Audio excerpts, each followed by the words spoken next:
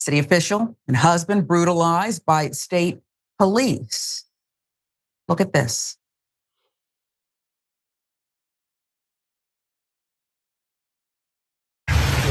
You're gonna get paid.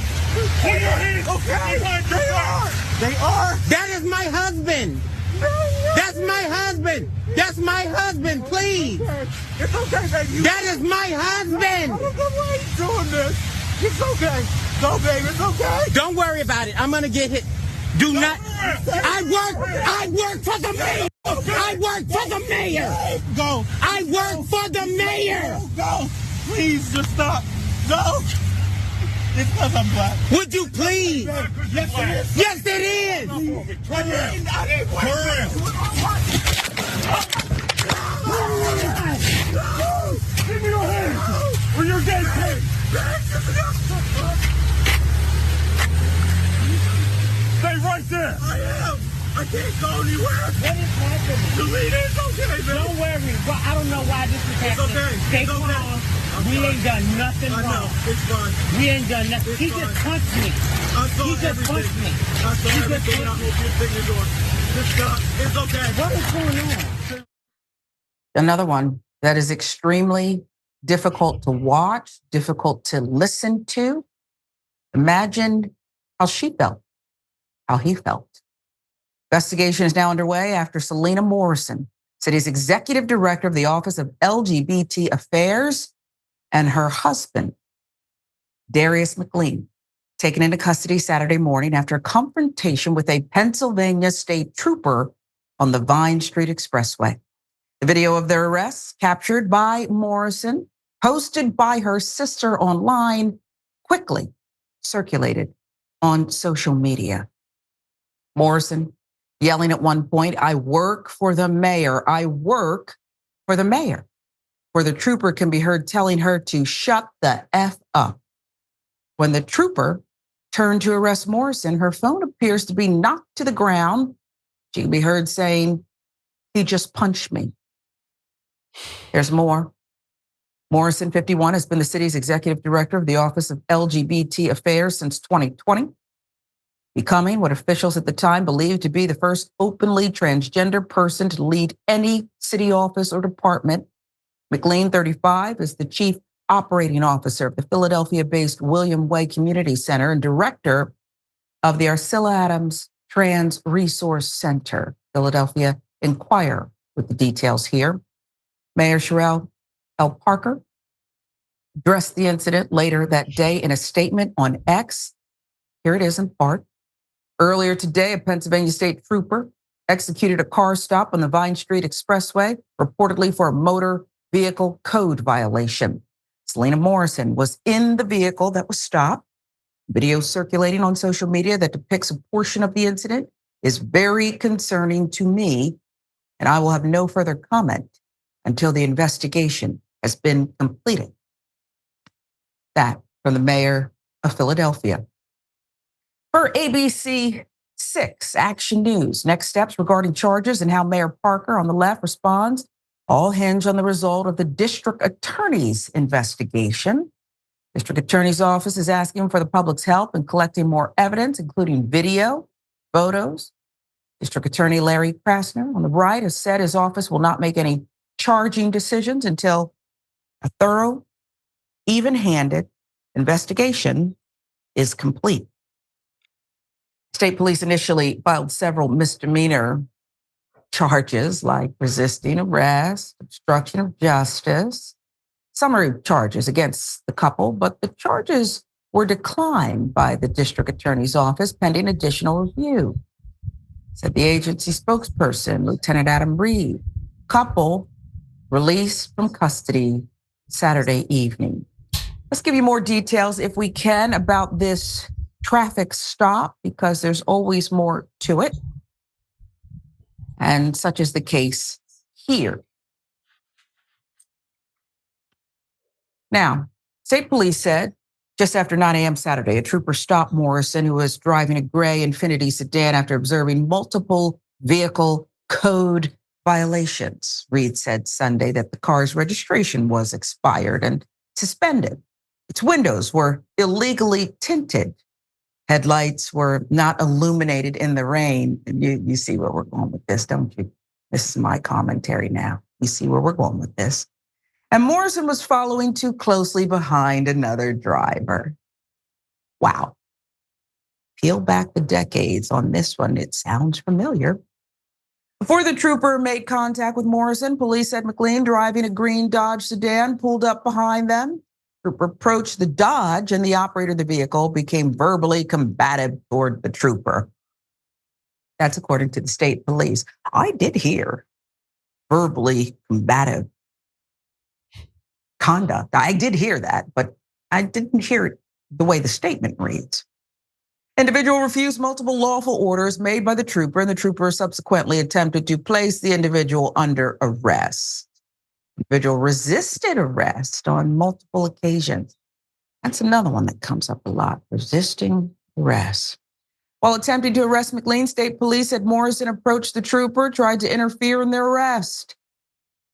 Video of the incident, shared online by Morrison's sister, raised questions about the interaction. In the video, the trooper is seen attempting to handcuff McLean, who was lying on the slick pavement near the highway shoulder as cars passed. Reed said the trooper was not outfitted with a body cam. That's convenient. As the program is not yet fully deployed across the state. He said the trooper's vehicle was equipped with a mobile video recorder and microphone. I want to start at the end there, Senator, because it's taking a long time in a lot of these jurisdictions, at least seems like a long time to me, to roll out the programs for these body cams, you know, the kind that can't just be turned off, erase, that kind of thing, globally. There's always a reason in these high profile stops, many of them where we're just not getting it start to finish. Would you like to start there or, well, wherever you wish? No, Sharon, you're absolutely right. They should have these cameras. They help both the law enforcement officer and also the public because the camera is just recording what it sees. So that's number one. Number two is this is so just gut wrenching to watch. I mean, just the level of just excessiveness. I'm trying to be PG here. That this state trooper, and it's important that our viewers understand it was a state trooper. And so, although Morrison said, "Hey, I work for the mayor," this state trooper is a state official, not a city official. But think about how Morrison had to kind of qualify even their existence. And you can see working for the mayor meant nothing. And it shouldn't have to mean anything, but that is why Morrison felt even, that much more compelled to say, hey, I got a special title here and you're treating my husband in this way. You're treating us this way. I want to know why McLean was out the car to begin with, because all of the things that you enumerated, Sharon, in terms of what they're saying their violations were, car registration, headlights, tinted windows, following too closely behind another driver. Okay, you ticket somebody for that kind of stuff. You don't pull them out of their car for those kinds of minor traffic violations, and then you let the court deal with what the consequences will be for violating those minor traffic violations. But what you don't do is drag somebody out of their car and humiliate them in the way that state trooper did. And then also Morrison had a right to videotape that. But this officer comes and attacks her. And as you said, utter profanities towards her. And then they make up this whole litany of what we call cover your behind charges. CYA charges.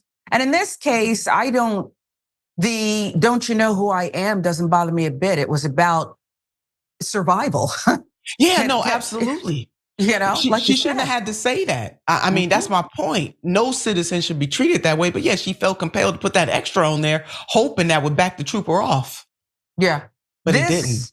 No, it didn't. And it is, aren't we tired of the play where you allegedly pull someone over for things that we can't quite quantify? Yeah, driving The tint was a little too dark. You're a little too close. Their lights weren't on in the rain. We'll All see. subjective. Right. And Subjective. now it turns into resisting arrest.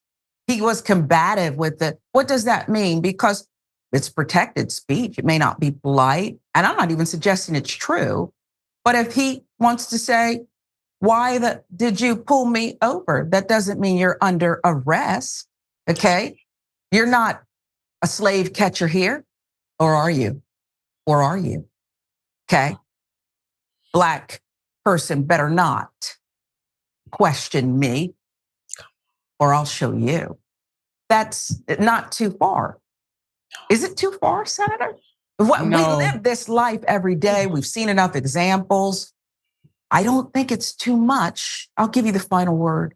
It's not, Sharon. I want to leap out of my seat because this is the 21st century version of that.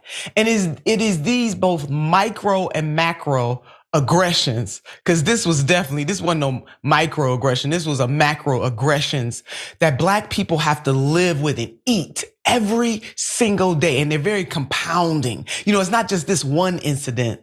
It's incidents on top of incidents on top of interactions, whether it's with law enforcement, whether it's on the job, whether it's on a panel somewhere. Hello, somebody. It's the things that we have to endure every single day. And so, no, you're absolutely right. 21st century version of it. And they know it. Yeah. They don't care. I know the Vine Street Expressway, and I grew up in this area, and I knew where I traveled, and I knew when I got on and jumped on the New Jersey Expressway what that meant being a Black driver. Eventually, some of that was documented through legal suits and the Justice Department, but stay tuned for more on this one because it's 2024, beginning of March, and we're still there, aren't we? We're still there.